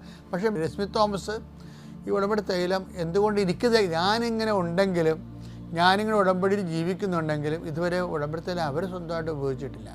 അപ്പോൾ അവർ വിശ്വാസപ്രമാണം ചെല്ലി സ്വന്തമായിട്ട് ഉപയോഗിച്ചു. ആ സെക്കൻഡ് അവർ സൗഖ്യപ്പെട്ടു. ആ സാക്ഷി നമുക്ക് കേൾക്കാം. അവർ നേഴ്സിംഗ് പ്രൊഫസറാണെന്ന് ഓർക്കണം, അല്ല സാധാരണ ലേഡിയല്ല, നേഴ്സുമാരെ പഠിപ്പിക്കുന്ന പ്രൊഫസറാണ്. പക്ഷെ അവരെ ചെയ്യുമ്പോൾ അവർക്ക് സൗഖ്യം വരുന്നതിൻ്റെ കാരണം ഈ മർക്കോസിൻ്റെ 16:17 അവർ രോഗിയുടെ മേൽ കൈവെക്കും, അവർ സുഖം പ്രാപിക്കും. അവരുടെ അത് കൈവെക്കണമല്ല പ്രശ്നം, വിശ്വസിക്കുന്നതിൻ്റെ കൂടെയാണ്. പക്ഷേ വിശ്വസിക്കുമ്പോൾ ഒരു പ്രശ്നമുള്ളത് നമ്മളെപ്പോഴും ശ്രദ്ധിക്കേണ്ടത്, നമുക്ക് വിശ്വാസമൊക്കെ ഉണ്ട്, പക്ഷേ നമ്മളുടെ വിശ്വാസത്തിൽ ദൈവം അവിശ്വാസം കണ്ടെത്തരുത്. അതൊരു വല്ലാത്ത പ്രശ്നമാണ്. പലരുടെയും വിശ്വാസം ദൈവം, ഇപ്പോൾ ഇവർ തന്നെ ഇത്രയും വലിയ നല്ല ലേഡിയായിട്ട് പോലും അവരൊരു അവിശ്വാസം ഇല്ലായിരുന്ന, അവരുടെ മക്കളൊക്കെ എല്ലാം രോഗപ്പെടുത്തെല്ലാം ദേശം സുഖപ്പെടുമ്പോൾ ഇവരെന്തുകൊണ്ടാണ് ചെയ്യാത്തത്? അവർക്ക് ഒരു അവിശ്വാസം ഉണ്ടാകും അതിനുള്ളിൽ. അതിന് ചിലർക്കാണ് ഈ അഭിഷേകം ഉള്ളത്, വിശ്വാസ പ്രയോഗത്തിൻ്റെ അഭിഷേകം ഉള്ളവർക്കാണ് അത് ചെയ്യാൻ എളുപ്പം. വിശ്വാസ പ്രയോഗത്തിൻ്റെ അഭിഷേകം ഉണ്ടാകണം. ദൈവം അവരുടെ പ്രയോഗങ്ങളെ അംഗീകരിക്കണം. അത് നമ്മുടെ വിശ്വാസത്തിൽ ദൈവം അവിശ്വാസം കണ്ടെത്തരുത്. അതുകൊണ്ടാണ് ഈശോ ചോദിക്കുന്നത്, എങ്കിലും മനുഷ്യപുത്രൻ വരുമ്പോൾ വിശ്വാസം കണ്ടെത്തുന്നില്ലേ? ലുക്കാ 18:8. എങ്കിലും മനുഷ്യപുത്രൻ വരുമ്പോൾ ഭൂമിയിൽ വിശ്വാസം കണ്ടെത്തും. ഭൂമിയിൽ എന്ന് വെച്ച് കഴിഞ്ഞാൽ ഓസ്ട്രേലിയയിലും അമേരിക്കയിലൊന്നും അല്ല, മനുഷ്യൻ്റെ ഹൃദയത്തിലാണ് ഉദ്ദേശിക്കുന്നത്. ഭൂമിയിൽ വിശ്വാസം കണ്ടെത്തുമോ എന്ന് വെച്ചാൽ ഭൂമി വിശ്വാസത്തിനുള്ളിൽ അവിശ്വാസം ഉണ്ടാകും. അതിപ്പോഴും ഉണ്ടല്ല. നമ്മളെപ്പോഴും ശ്രദ്ധിക്കേണ്ടത് നമ്മുടെ വിശ്വാസത്തിൽ അവിശ്വാസം ഉണ്ടോ എന്ന് നോക്കണം. അത് നിരന്തര ശ്രദ്ധ നമുക്ക് ഉണ്ടാകണം. പിതാവിൻ്റെയും പുത്രൻ്റെയും പരിശുദ്ധ സ്തുതിയായിരിക്കട്ടെ. എൻ്റെ പേര് മെർലി ജോയിഷ്. ഞാൻ വരുന്നത് പാലാരൂപത ഭരണങ്ങാനം ഇടവകയിൽ നിന്നാണ്. ഇതെൻ്റെ അപ്പച്ചൻ ജേക്കബ് മാത്യു. അമ്മയുടെ പ്രത്യക്ഷീകരണത്തിന് സാക്ഷിയാക്കിയതിന് എൻ്റെ കർത്താവിനോട് നന്ദി പറയാനാണ് ഞാൻ ഇവിടെ വന്നിരിക്കുന്നത്. ഞാൻ ആദ്യമായിട്ട് ഇവിടെ വന്ന് ഉടമ്പടി എടുക്കുന്നത് 2024 മെയ് 22 ഇന്ന് എൻ്റെ ഉടമ്പടിയുടെ 2ാം വാർഷികമാണ്. അതിനു മുമ്പ് 2023 ജനുവരി 1 ഞാൻ ഓൺലൈനിൽ ഉടമ്പടി എടുത്തിട്ടുണ്ട്. അതിന് കാരണം 2022 നവംബർ മുതൽ എനിക്ക് കണ്ടിന്യൂസ് ആയിട്ട് സ്റ്റൊമക്ക് പ്രോബ്ലംസ് ആയിരുന്നു. എല്ലാ ബ്ലഡ് ടെസ്റ്റും ചെയ്തു, അതെല്ലാം നോർമലായിരുന്നു. കുറേ ടെസ്റ്റുകളൊക്കെ അവിടെ, ഞാൻ ഇസ്രായേലിലാണ് ജോലി ചെയ്യുന്നത്, നഴ്സാണ്. അവിടെ ഞാൻ കെയർ ഗീവറായിട്ട് ജോലി ചെയ്യുന്നു കഴിഞ്ഞ 9 വർഷമായിട്ട്. അപ്പോൾ ഇങ്ങനെ വയറിന് കണ്ടിന്യൂസ് പ്രശ്നം വന്നുകൊണ്ടിരുന്നപ്പോൾ ഡോക്ടർ എന്നോട് പറഞ്ഞു നമുക്ക് എൻഡോസ്കോപ്പി ചെയ്യണമെന്ന് പറഞ്ഞു. അപ്പം അവിടെ കൂടുതൽ ആരും ഇല്ല, എന്നാലും അവിടെ തന്നെ എൻഡോസ്കോപ്പി ചെയ്യാം എന്ന് വിചാരിച്ചു. അപ്പോൾ ആ എൻഡോസ്കോപ്പി നോർമൽ ആകാൻ വേണ്ടിയിട്ടാണ് അന്ന് ഞാൻ ഓൺലൈൻ ഉടമ്പടി എടുത്തത് 2023 ജനുവരി 1 ആ ഉടമ്പടി എടുത്തു. അതിന് മുമ്പ് ആ മാസം 22 ഡിസംബറിൽ ഒരു ചേച്ചി നാട്ടിൽ നിന്ന് വന്ന സമയത്ത് അമ്മച്ചി എനിക്ക് ഈ കൃപാസന മാതാവിൻ്റെ ഈ ഫോട്ടോ എനിക്ക് ആ ചേച്ചിയുടെ കൊടുത്തു വിട്ടിട്ടുണ്ടായിരുന്നു. അങ്ങനെ ഈ ഫോട്ടോയൊക്കെ വെച്ച് ഞാൻ ഓൺലൈൻ ഉടമ്പടി തുടങ്ങി. അന്ന് എനിക്ക് ഉടമ്പടിയെക്കുറിച്ച് വലിയ ധാരണകളൊന്നും ഇല്ലായിരുന്നു. രാവിലെ 5:30 പ്രാർത്ഥന അത് മാത്രമേ ഉണ്ടായിരുന്നുള്ളൂ. വേറെ ഒന്നും അതിനെക്കുറിച്ച് വലിയ ധാരണയുണ്ടായിരുന്നില്ല. അങ്ങനെ ഉടമ്പടി എടുത്ത് ജനുവരി ഉടമ്പടി എടുത്തു. ഫെബ്രുവരി ആയപ്പം എൻ്റെ ഫാമിലി നാട്ടിലാണ്. എൻ്റെ കുഞ്ഞിനെ നോക്കുന്ന എൻ്റെ ഭർത്താവിൻ്റെ അമ്മയാണ്. അമ്മ വീണു, അമ്മയുടെ ഹിപ്പ് ഫ്രാക്ചറായി. അപ്പം ഞാൻ കുറച്ച് ടെൻഷനിലായി. അങ്ങനെ ഇരിക്കുന്ന സമയത്താണ് പെട്ടെന്ന് എൻ്റെ ഭർത്താവിൻ്റെ ബ്ലഡ് ടെസ്റ്റ് ചെയ്തപ്പം അതിനകത്ത് SGOT SGPT ഒക്കെ ഹൈ ആയിട്ട് വന്നു. ആ റിപ്പോർട്ട് ഇങ്ങനെ കൈ കിട്ടി കണ്ടപ്പം, ഞാനൊരു നേഴ്സാണ്, എനിക്ക് മനസ്സിലായി ഇത് അധികം പേടിക്കണ്ട, നമുക്ക് ട്രീറ്റ്മെൻറ്റിലൂടെ സുഖമാകും എന്നിങ്ങനെ മനസ്സിൽ ഒരു ചിന്തയുണ്ടെങ്കിലും പെട്ടെന്നൊരു ഭയം എൻ്റെ മനസ്സിലേക്ക് വന്നു. ആ ഭയത്തെ തുടർന്ന് പിന്നെ എനിക്ക് ഉറക്കം നഷ്ടപ്പെട്ടു, ഭക്ഷണം കഴിക്കാൻ പറ്റാത്ത അവസ്ഥയായി, വെള്ളം പോലും കുടിക്കാൻ പറ്റാത്ത അവസ്ഥയായി. ഉറക്കമില്ലായ്മ എന്ന് പറഞ്ഞു കഴിഞ്ഞാൽ ഒരു മിനിറ്റ് പോലും ഉറങ്ങാൻ, പകലും രാത്രിയും ഒരു മിനിറ്റ് പോലും ഉറങ്ങാൻ പറ്റാത്തൊരവസ്ഥ. ഭക്ഷണം കഴിക്കാൻ പറ്റില്ല, ഭക്ഷണം കഴിച്ചു കഴിഞ്ഞാൽ ഇറങ്ങുന്നില്ല, ഇറങ്ങിക്കഴിഞ്ഞാൽ അത് നെഞ്ച് തങ്ങി നിൽക്കുന്നു, അഥവാ വയറ്റിൽ ചെന്ന വയറുവേദന, അങ്ങനെ പലതരം പ്രശ്നം. സിവിയർ ആങ്സൈറ്റി, ഞാൻ തന്നെ ഐഡൻറ്റിഫൈ ചെയ്തു എനിക്ക് സിവിയർ ആങ്സൈറ്റിയാണ് എന്ന്. അപ്പം അവിടെ ഇങ്ങനെ കുറേ ദിവസം ഉറങ്ങാതായി കഴിഞ്ഞ് ഫുൾ ടൈം കിടപ്പ്, എനിക്ക് ക്ഷീണം, അത്രയ്ക്കും ഒരു ക്ഷീണം പറഞ്ഞറിയിക്കാൻ പറ്റും. ഞാൻ നഴ്സിംഗ് പഠിച്ചുകൊണ്ടിരുന്ന സമയത്ത് ആങ്സൈറ്റിയെക്കുറിച്ചും ആങ്സൈറ്റിക് ഡിസോർഡറിനെക്കുറിച്ചും പഠിച്ചിട്ടുണ്ടെങ്കിലും അത് ഇത്ര സിവിയറായ ഒരു കണ്ടീഷനാണെന്ന് മനസ്സിലാക്കിയത് എനിക്ക് ആ അവസ്ഥ വന്നപ്പോഴാണ്. അപ്പോൾ ഞാൻ അവിടെ കുറേ ദിവസം ഉറങ്ങാൻ പറ്റാതെ വന്നു. നിങ്ങൾക്കറിയാം, 1-2 ദിവസം നമുക്ക് ഉറങ്ങിയില്ലെങ്കിൽ തന്നെ എന്തൊരു ബുദ്ധിമുട്ടുകളാണെന്ന് നിങ്ങൾക്കറിയാം. കുറേ ദിവസം ഉറങ്ങാൻ പറ്റുന്നില്ല. എൻ്റെ എംപ്ലോയറും ഫാമിലിയും ഭയങ്കരമായിട്ട് പേടിച്ചു. കാരണം ഞാൻ എപ്പോഴും ചിരിച്ച് സംസാരിച്ചുകൊണ്ടിരുന്നൊരു വ്യക്തി, ഞാൻ ചിരിക്കാൻ മറന്നുപോയി, എനിക്ക് ഉറക്കമില്ല, ഭക്ഷണം കഴിക്കാൻ പറ്റുന്നില്ല, വളരെ സിവിയറായിട്ടൊരു കണ്ടീഷൻ. അപ്പോൾ അവിടെ ഡോക്ടറെ കണ്ടപ്പോൾ അവിടെ അതൊരു സാധാരണ കണ്ടീഷൻ ആയതുകൊണ്ട് തന്നെ ഡോക്ടർ എനിക്കൊരു ഗുളിക തന്നു. ആ ഗുളിക കഴിച്ചപ്പോൾ ഞാനൊരു എപ്പോഴും ഉറങ്ങി ഒരു ഡ്രൗസി കണ്ടീഷനിലേക്ക് പോയി. അപ്പോൾ എനിക്ക് മനസ്സിലായി ഇനി അവിടെ ജോലി തുടരാൻ പറ്റത്തില്ല, ഇനി നാട്ടിലേക്ക് പോന്നേക്കാം എന്ന് ഞാൻ വിചാരിച്ചു. അപ്പം ഞാൻ എൻ്റെ ഏജൻസിക്ക് മെസ്സേജ് വിട്ടു, ഞാൻ ഫിസിക്കലി മെൻ്റലി വീക്കാണ്, എനിക്ക് നാട്ടിൽ പോകണം, ഞാൻ എക്സിറ്റ് അടിച്ച് പോവുകയാണ് എന്ന് പറഞ്ഞു. അപ്പോൾ ഏജൻസി എന്നോട് പറഞ്ഞു, നീ എനിക്ക് വെള്ള പേപ്പറിൽ എഴുതി താ റിസൈൻ ലെറ്റർ, നിനക്ക് എക്സിറ്റ് അടിച്ച് പോകാൻ ഇത് പറ്റുമെന്ന് പറഞ്ഞു. അപ്പം ഞാനിങ്ങനെ ഓൾറെഡി മെസ്സേജ് വിട്ടു, വെള്ള പേപ്പർ എടുത്ത് എനിക്ക് എൻ്റെ കയ്യിൽ റിസൈൻ്റെ ഫോർമാറ്റ് ഉണ്ട്, ഞാനിങ്ങനെ എഴുതാനിരിക്കും. പക്ഷേ എൻ്റെ കയ്യിൽ ആരോ തടഞ്ഞു പിടിച്ചിരിക്കുന്നത് പോലെ. എൻ്റെ ഉള്ളിൽ ഭയങ്കര വിഷമം ഉണ്ടായിരുന്നു നാട്ടിൽ പോകാൻ. കാരണം എനിക്കൊരു ഭവനമായില്ല, എൻ്റെ ഒരു വലിയ സ്വപ്നമായിരുന്നു ഭവനം. ബാക്കി എല്ലാ കാര്യങ്ങളും ചെയ്തു തീർത്തെങ്കിലും ഭവനം എന്ന ലക്ഷ്യത്തിലേക്ക് എത്തുന്നതിന് മുമ്പ് തിരിച്ച് നാട്ടിലേക്ക് പോകുക എന്ന് പറയുമ്പോൾ എനിക്ക് ഭയങ്കര വിഷമമായിരുന്നു. എന്നാലും എനിക്ക് എൻ്റെ ആരോഗ്യസ്ഥിതി എനിക്ക് മനസ്സിലായി, ഇനി അവിടെ നിൽക്കാൻ പറ്റത്തില്ല എന്ന് മനസ്സിലായി. എന്നാലും ഞാൻ നാട്ടിൽ പോയി. പക്ഷേ എനിക്ക് എഴുതാൻ പറ്റുന്നില്ല, റിസൈൻ ലെറ്റർ എഴുതാൻ പറ്റില്ല. നിങ്ങളിപ്പോൾ ഓർക്കും ഹാലുസിനേഷനാണ്, ഇലൂഷനാണ് എന്നൊക്കെ ചിന്തിച്ചാലും എനിക്ക് ഉറപ്പുണ്ട് അതെൻ്റെ അമ്മ എൻ്റെ കയ്യിൽ പിടിച്ചതാണ്. കാരണം എനിക്ക് റിസൾട്ട് ലെറ്റർ എഴുതാൻ പറ്റുന്നില്ല. ഫോർമാറ്റ് എൻ്റെ ഫ്രണ്ടിൽ ഇരിക്കുവാണ്, ഞാൻ പേപ്പർ എടുത്ത് വെച്ചിരിക്കുവാണ്, പക്ഷേ എനിക്ക് എഴുതാൻ പറ്റുന്നില്ല. അപ്പം ഞാനിങ്ങനെ എപ്പോഴും സഹായിക്കുന്ന ഒരു വ്യക്തിയുണ്ട്. ആ വ്യക്തി എന്നോട് പറഞ്ഞു, ഞാൻ ആ വ്യക്തിയോട് പറഞ്ഞു, ഇനി മുതൽ എനിക്ക് താങ്കളെ സഹായിക്കാൻ പറ്റുമെന്ന് തോന്നുന്നില്ല. കാരണം എൻ്റെ ജോലി പോവുകയാണ്, ഞാൻ നാട്ടിൽ പോവുകയാണ്. പക്ഷേ എൻ്റെ ഒരു ഭവനം എന്നൊരു സ്വപ്നം എനിക്ക് ബാക്കിയായി പോയി എന്ന് പറഞ്ഞു. അപ്പോൾ എന്നോട് പറഞ്ഞു, അദ്ദേഹം എന്നോട് പറഞ്ഞു, ഈശോ എന്നോട് പറഞ്ഞെന്നാണോ, ഈശോയോട് ഞാൻ പറഞ്ഞിട്ടുണ്ടോയെന്നാണോ അദ്ദേഹം എന്നോട് പറഞ്ഞു, നിങ്ങൾക്ക് ഭവനം കിട്ടും എന്ന് എന്നോട് പറഞ്ഞു. പക്ഷേ ഞാൻ അന്നേരം ഇപ്പോൾ ഓർത്തു, പിന്നെ നാട്ടിൽ പോകാൻ പോവാണ്, നാട്ടിൽ പോയാൽ കഞ്ഞി കുടിക്കുന്നതെങ്ങനെയാണെന്നത്തെ അപ്പോഴാണ് ഈ ഭവനം എന്ന ചിന്തയിൽ ഞാനത് പുച്ഛത്തോടെ മനസ്സിൽ വിചാരിച്ചു. സത്യമായിട്ട് ഞാൻ ക്ഷമ ചോദിക്കുവാണ് അതിന്. അന്ന് അത് കഴിഞ്ഞ് എനിക്ക് പെട്ടെന്ന് എൻ്റെ ഫാമിലി എൻ്റെ എംപ്ലോയർ പറഞ്ഞു, നീ അതുവരെ ലീവ് തരത്തില്ല എന്ന് പറഞ്ഞു. കാരണം എൻ്റെ കണ്ടീഷൻ കണ്ടിട്ട് നാട്ടിൽ പോയാൽ തിരിച്ചു വരികയല്ലെന്നായിരുന്നു അവർ വിചാരിച്ചിരുന്നത്. അതുകൊണ്ട് അവർ പറഞ്ഞു, എന്നാൽ ലീവ് തരാം, നീ നാട്ടിൽ പോയിട്ട്. പെട്ടെന്ന് തന്നെ എൻ്റെ ഏജൻസി റീ എൻട്രി ശരിയാക്കി തന്നു. പെട്ടെന്ന് ടിക്കറ്റായി. 2 ദിവസം കൊണ്ട് ഞാൻ നാട്ടിൽ വന്നു. അന്നേരം നാട്ടിൽ വരുന്നതിന് മുന്നേ എനിക്ക് ഭയങ്കര ക്ഷീണമെന്ന് ഞാൻ പറഞ്ഞല്ലോ. അപ്പോൾ എയർപോർട്ടിൽ കയറിക്കഴിഞ്ഞാൽ ഗേറ്റ് വരെ ഞാൻ എങ്ങനെ ചെക്ക് ഇൻ ചെയ്ത് കഴിഞ്ഞാൽ ഗേറ്റ് വരെ എങ്ങനെ നടക്കും, വീൽ ചെയർ, എനിക്ക് അത്രയ്ക്ക് സിവിയറായിട്ട് ഞാൻ ടയേർഡാണ്. ഭക്ഷണവും കഴിക്കാതെ വെള്ളം കുടിക്കാതെ ഉറങ്ങാതെ ഞാൻ അത്ര ടയേർഡാണ്. അപ്പം എൻ്റെ എംപ്ലോയർ എന്നെ വേറൊരാളുടെ കൂടുതലാണ് കയറ്റി വിട്ടത്. അപ്പം ഞാൻ എൻ്റെ അമ്മച്ചിയോട് പറഞ്ഞു, അമ്മച്ചി ഞാൻ നാട്ടിൽ വരുമോ എന്ന് എനിക്കറിയത്തില്ല, കാരണം ഞാൻ അത്രയ്ക്കും ടയേർഡാണ്. എയർപോർട്ടിൽ നിന്ന് ഞാൻ എങ്ങനെ ഗേറ്റ് വരെ നടന്ന് ചെല്ലും, എയർപോർട്ടിൽ ചെന്ന് കഴിഞ്ഞ് ഗേറ്റ് വരെ ഫ്ലൈറ്റ് കിടക്കുന്നോടം വരെ ഞാൻ എങ്ങനെ ചെല്ലുമെന്ന് എനിക്ക് അറിഞ്ഞുകൂടാ എന്ന് പറഞ്ഞു. അപ്പോൾ അമ്മയോട് അമ്മച്ചി പറഞ്ഞു, സഞ്ചാരി മാതാവ് അങ്ങോട്ട് വരും, ഞാൻ സഞ്ചാരി മാതാവിനോട് പറഞ്ഞിട്ടുണ്ട്, അമ്മ സഞ്ചാരി മാതാവാണ്, അമ്മ നിൻ്റെ അടുത്തേക്ക് വരും, അമ്മ നിന്നെ ഇവിടെ കൊണ്ടുവരും എന്ന് പറഞ്ഞു. അപ്പം ഞാൻ ഈ ഫോട്ടോ, എനിക്ക് വേറെ ഒന്നും എടുക്കാനില്ല, ഞാൻ എൻ്റെ ഒരു ബന്ധുവോടെ ജോലി ചെയ്യുന്നുണ്ട്, ഞാൻ പറഞ്ഞു ഞാനൊന്നും കൊണ്ടുപോകുന്നില്ല, ഞാൻ തിരിച്ചു വന്നില്ലെങ്കിൽ ഇതൊക്കെ എടുത്ത് ഒന്ന് ഗാർബേജിൽ ഇട്ടേക്കണേ എന്ന് പറഞ്ഞു. ഞാൻ എൻ്റെ സമ്പൂർണ്ണ ബൈബിളും ഈ മാതാവും പിന്നെ കുറച്ച് കാര്യങ്ങൾ മാത്രം എടുത്ത്, ചെറിയ ബാഗ് മാത്രം എടുത്ത് ഞാൻ ഇറങ്ങി. ഈ സഞ്ചാരി മാതാവിനെ കയ്യിലെടുത്തപ്പോൾ എനിക്ക് സത്യം പറയും, ഞാൻ അതുവരെ എയർപോർട്ട് വരെ ടാക്സിക്ക് പോകാം എന്ന് വിചാരിച്ചു, അത്ര ടയേർഡായിരുന്നു. എനിക്കൊരു പ്രത്യേക എനർജി എൻ്റെ ശരീരത്തേക്ക് വന്നു. ഞാൻ ട്രെയിൻ കയറി, 2 ട്രെയിൻ മാറി കയറി എയർപോർട്ടിലെത്തി. എയർപോർട്ടിൽ നിന്ന് ഞാൻ അത്രയും ദിവസം ഭക്ഷണം കഴിച്ച് വിശപ്പില്ലാതിരുന്ന് ഞാൻ അവിടെ വന്നു കഴിഞ്ഞ് ഒരു സാൻഡ്വിച്ച് കഴിച്ചു. എൻ്റെ ഫ്രണ്ട്സിൻ്റെ കൂട്ടത്തിൽ ഞാൻ ബഹ്റൈൻ വരെ എത്തി. അപ്പോൾ അവിടെ വരെ എന്നെ കെയർ ചെയ്യാൻ ഒരു ചേച്ചി ഉണ്ടായിരുന്നു. ബഹ്റൈൻ വന്നു കഴിഞ്ഞപ്പം എൻ്റെ കൂട്ടത്തിൽ വന്നൊരു ചേച്ചിയുടെ അമ്മ മരിച്ചു എന്ന് പെട്ടെന്ന് ന്യൂസ് വന്നു. ആ ചേച്ചി തളർന്നു വീണു. അതുവരെ എന്നെ നോക്കിക്കൊണ്ടിരുന്ന ആൾക്കാരെ പിന്നെ ഞാൻ നോക്കി, ഞാനും ആ ചേച്ചിനെ കൊച്ചിൻ എയർപോർട്ട് വരെ കെയർ ചെയ്ത് കൊണ്ടുവരാനുള്ള കൃപയും എനിക്ക് മാതാവ് തന്നു. ഇവിടെ വന്നു ഒരാഴ്ചക്കുള്ളിൽ എൻ്റെ എല്ലാ പ്രശ്നങ്ങളും മാറി. എൻ്റെ ഉറക്കം ശരിയായി, ഭക്ഷണം ശരിയായി, വിശപ്പില്ലായ്മ എല്ലാം മാറി. എല്ലാ എൻ്റെ എൻഡോസ്കോപ്പി അന്ന് തന്നെ ആശുപത്രിയിൽ അഡ്മിറ്റായി. പിറ്റേ ദിവസം എൻഡോസ്കോപ്പി ചെയ്തു. എൻഡോസ്കോപ്പി നോർമലാണെന്ന് ഡോക്ടർ പറഞ്ഞു. അങ്ങനെ എൻ്റെ എല്ലാ പ്രശ്നങ്ങളും മാറി. ഒരാഴ്ച കഴിഞ്ഞപ്പോൾ ഞാൻ ഇവിടെ വന്നു. 2023 മാർച്ച് അവസാനം ഞാൻ ഇവിടെ വന്നു. പക്ഷേ ഞാൻ ഉടമ്പടി എടുത്തില്ല. എനിക്ക് ഉടമ്പടി എടുക്കാൻ എനിക്ക് ഉടമ്പടി പാലിക്കാൻ പറ്റുമോ എന്നുള്ള ഭയം കാരണം ഞാൻ എടുത്തില്ല. ഞാനിവിടെ വന്നിട്ട് മാതാവിനോട് പറഞ്ഞു, അമ്മേ 2024 മെയ്യിൽ ഞാൻ ഇവിടെ വരാം, നന്ദി പറയാൻ വരാം എന്ന് പറഞ്ഞു. അതിന് 2023 ഒക്ടോബർ ആയപ്പോൾ ഇസ്രായേൽ യുദ്ധം തുടങ്ങി. അപ്പോൾ യുദ്ധമൊക്കെ കണ്ടിട്ട് എനിക്കൊരു ഭയവും ഇല്ല. ഞാൻ ഒക്ടോബർ 7 ഞങ്ങൾ ജെറുസലേമിലായിരുന്നു. മിസൈലൊക്കെ ഇങ്ങനെ മുകളിൽ കൂടി ചീർപ്പാഞ്ഞ് കിടക്കുന്നുണ്ടോയെന്ന് എനിക്കൊരു ഭയം തോന്നിയില്ല.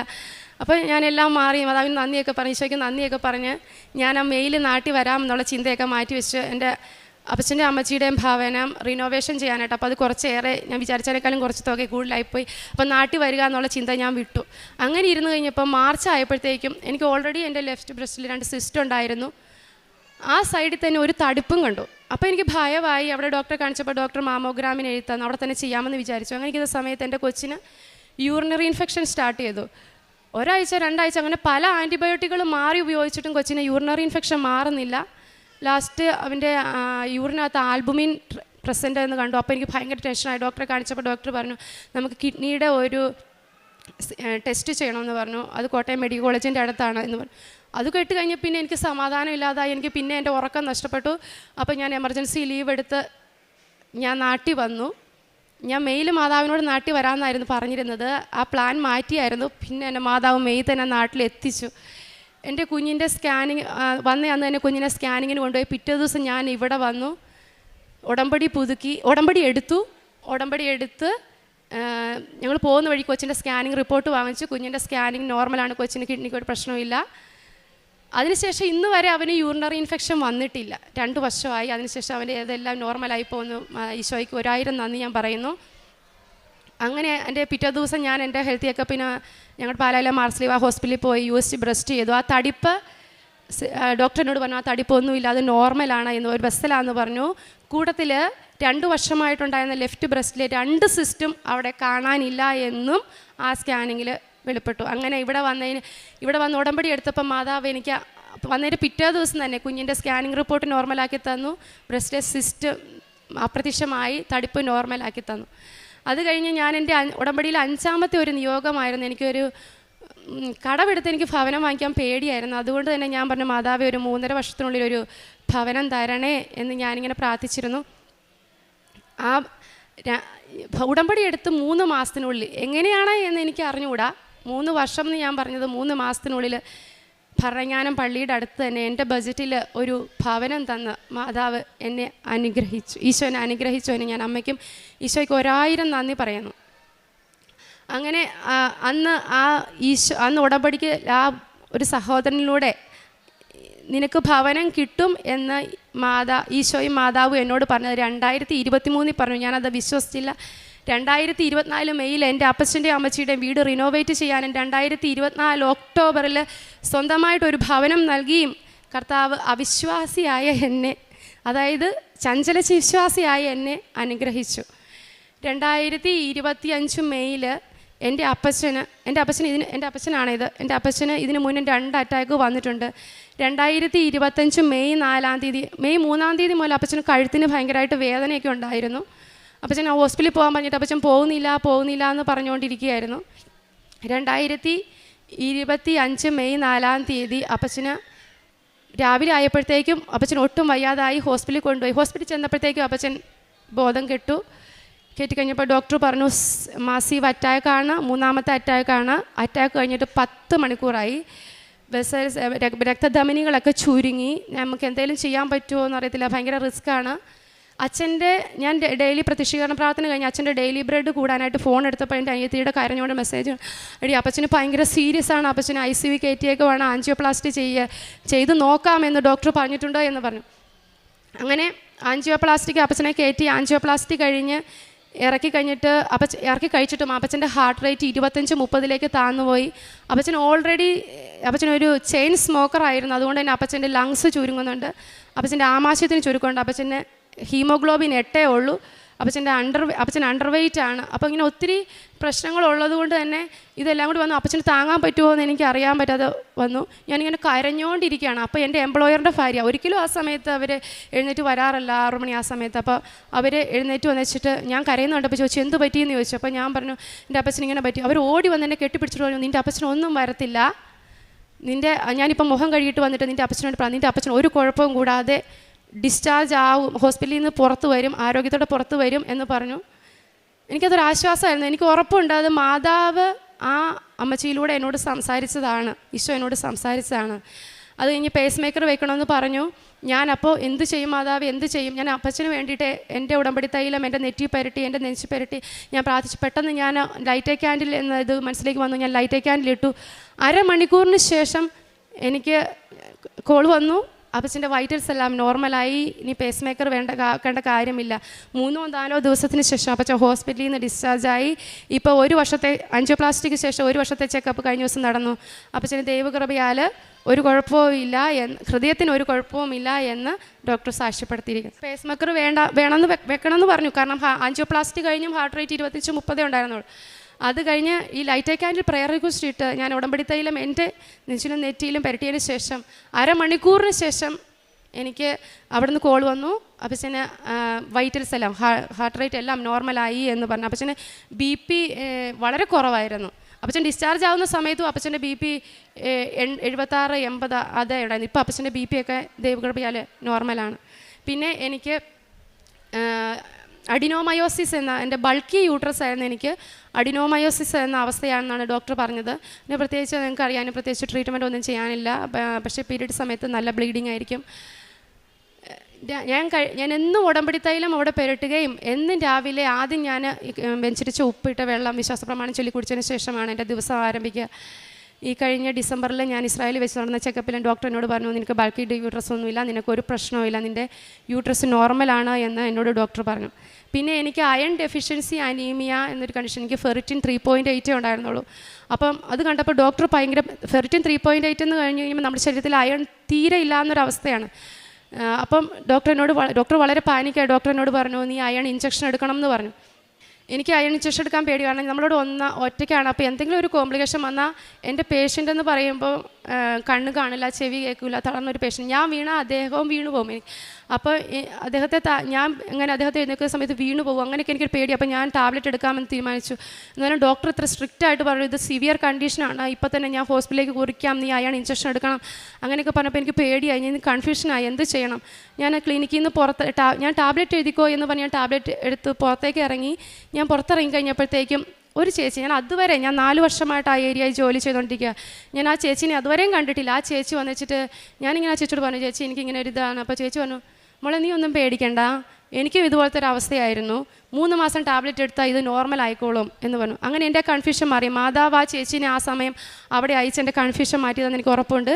അങ്ങനെ ഞാൻ എന്നും ഉടമ്പടി തൈലവും ഉപ്പുമൊക്കെ കഴിച്ച് ആ ടാബ്ലറ്റ് കഴിച്ച് 3 മാസത്തിനുള്ളിൽ എൻ്റെ ഫെറിറ്റിൻ 20 എൻ്റെ അയൺ ഡെഫിഷ്യൻസി അനീമിയ മാറി, എല്ലാം നോർമലായി എന്ന് ഡോക്ടർ പറഞ്ഞു. കാരുണ്യപ്രവർത്തികൾ ഞാൻ എല്ലാ മാസവും വാടക കൊടുക്കാൻ നിവൃത്തിയില്ലാത്തൊരു ഫാമിലിക്ക് വാടക കൊടുക്കുന്നുണ്ട്. മാനസിക അസ്വസ്ഥയുമുള്ള ഒരു സ്ഥലത്തേക്ക് അവർക്ക് പൈസ കൊടുക്കുന്നുണ്ട്. മിഷൻ പ്രവർത്തനത്തിൻ്റെ ഭാഗം ശാലോ മീഡിയ ഫൗണ്ടേഷൻ്റെ ഭാഗമായിട്ട് അതിനൊരു എമൗണ്ട് കൊടുക്കുന്നുണ്ട്. പിന്നെ എൻ്റെ അടുത്ത് ആരെന്ത് സഹായം ചോദിച്ചാലും ഞാനില്ല എന്ന് പറയാറില്ല, അവരെ ഞാൻ സഹായിക്കാറുണ്ട്. പ്രേക്ഷിത പ്രവർത്തനമായിട്ട് ഞാൻ ഇവിടെ നിന്ന് കൊണ്ടുപോകുന്ന പത്രം വിതരണം ചെയ്യാറുണ്ട് ഇവിടെ വരുന്ന സമയത്ത്. അല്ലാതെ ഡെയിലി ബ്രെഡ് ഞാൻ എല്ലാ ദിവസവും സ്റ്റാറ്റസ് ഇടും, ഷെയർ ചെയ്യും. ചൊവ്വാഴ്ചത്തെ പ്രാർത്ഥനകൾ ഞാൻ ഷെയർ ചെയ്യും, സാക്ഷ്യം ഷെയർ ചെയ്യാറുണ്ട്. ആത്മീയ ജീവിതം എല്ലാ 2 ആഴ്ചയിലും, ഞങ്ങൾക്ക് അവിടെ 2 ആഴ്ചയിലൊന്നാണ് കുർബാന. ഞങ്ങളുടെ കമ്മ്യൂണിറ്റിയുമായിട്ട് ഞാൻ വളരെ അടുത്ത് പ്രവർത്തിക്കുന്നു. 2 ആഴ്ചയിലൊന്ന് കുമ്പസാരിച്ച് പരിശുദ്ധ കുർബാന സ്വീകരിക്കുന്നു. എല്ലാ ദിവസവും പ്രാർത്ഥനയ്ക്കായിട്ട് രാവിലെയും വൈകുന്നേരവും പ്രാർത്ഥനയ്ക്കായിട്ട് സമയം മാറ്റി വയ്ക്കുകയും എന്നോട് പ്രാർത്ഥനാ സഹായം ആവശ്യമുള്ളവർക്ക് വേണ്ടി പ്രാർത്ഥിക്കുകയും എൻ്റെ വ്യക്തിപരമായി പ്രാർത്ഥന നടത്തുകയും ഒക്കെ ചെയ്യുന്നുണ്ട്. എനിക്കും എൻ്റെ കുടുംബത്തിനും എൻ്റെ കർത്താവ് പരിശുദ്ധ അമ്മയിലൂടെ നൽകിയ എല്ലാ അനുഗ്രഹത്തിനും നന്ദി പറഞ്ഞുകൊണ്ട് ഈ സാക്ഷി ഞാനിവിടെ അവസാനിപ്പിക്കുന്നു. നമ്മളെല്ലാവരെയും കർത്താവ് അനുഗ്രഹിക്കട്ടെ എന്ന് പ്രാർത്ഥിക്കുന്നു. ഞാൻ കർത്താവിനെ തേടി, അവിടുന്ന് എനിക്ക് ഉത്തരം അരുളി, സർവ്വഭയങ്ങളിൽ നിന്ന് അവിടുന്ന് എന്നെ മോചിപ്പിച്ചു. സങ്കീർത്തനം 34:4 വചനമാണ്. ദൈവത്തെ പൂർണ്ണ സ്നേഹത്തോടെ തേടുന്നവരെ ദൈവം നിരസിക്കില്ല. പ്രാർത്ഥനയ്ക്ക് ഉത്തരം അരുളുന്ന ദൈവം, ഉള്ളിലുള്ള ഭയങ്ങളെ നീക്കുന്ന ദൈവം, കൃപാസനം ഉടമ്പടിയിലൂടെ ദിവസനെ നാം കർത്താവിനെ തേടുമ്പോൾ ഉടമ്പടി ഒരു വിളിയാണ്. വിശ്വാസ ജീവിതത്തിലൂടെ ഉടമ്പടി നിബന്ധനകളിലൂടെ അവൻ പറയുന്നത് ചെയ്യുമ്പോൾ, ആ വചനങ്ങളനുസരിച്ച് ജീവിക്കുമ്പോൾ നമ്മുടെ ജീവിതത്തിൽ പുത്തൻ വഴികളാണ് ഈശോ നമ്മെ തുറന്നു തരുന്നത്.